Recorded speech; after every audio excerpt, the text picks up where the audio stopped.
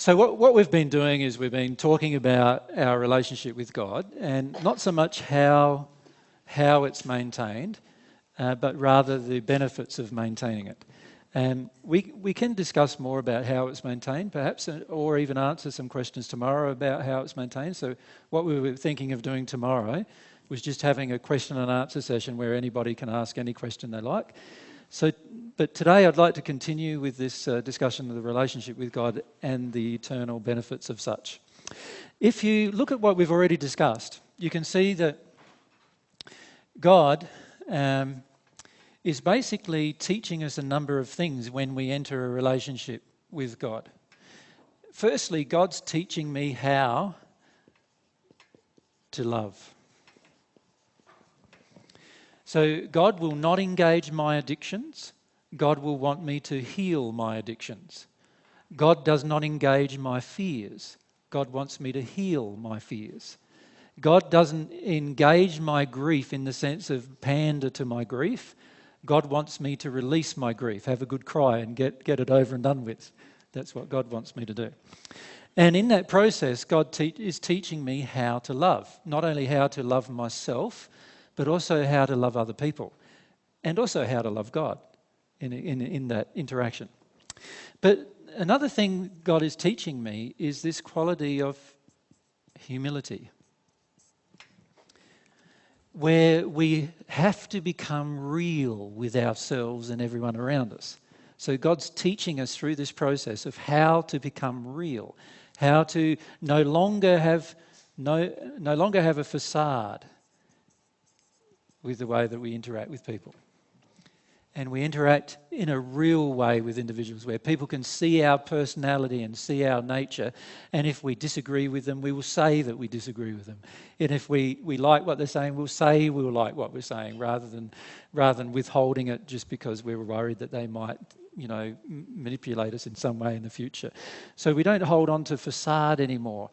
And God's teaching us how to no longer hold on to a facade. God's teaching us how to get rid of our pride. Pride's a huge impediment to learning.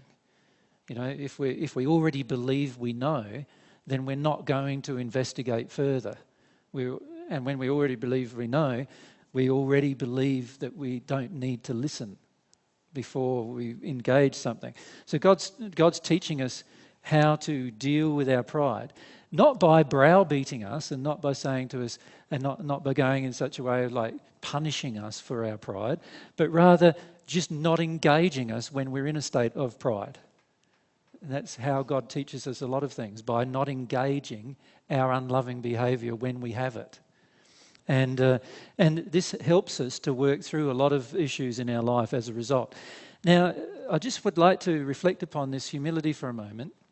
Humility is essential in any relationship. Do you understand why? Like if you have a relationship with another person,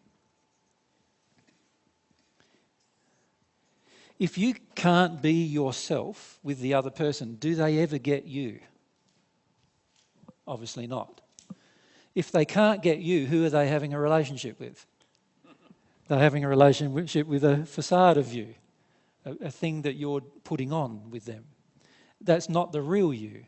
So when you're humble, you're willing to be the real you. When you're willing to be the real you, you'll present the real you to another person, and now they can have a proper relationship with you.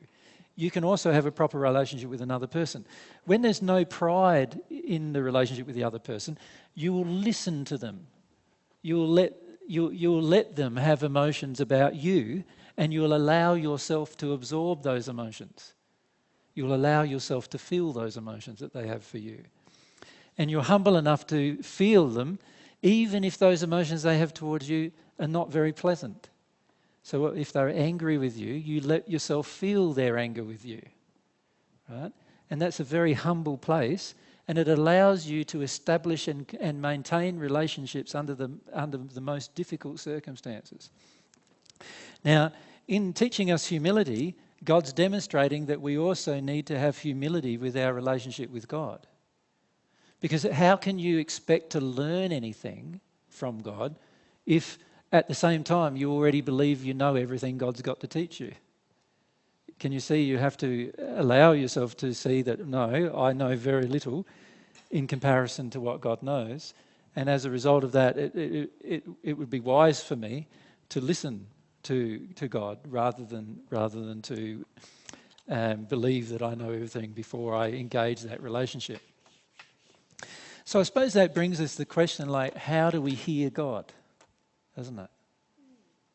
Right?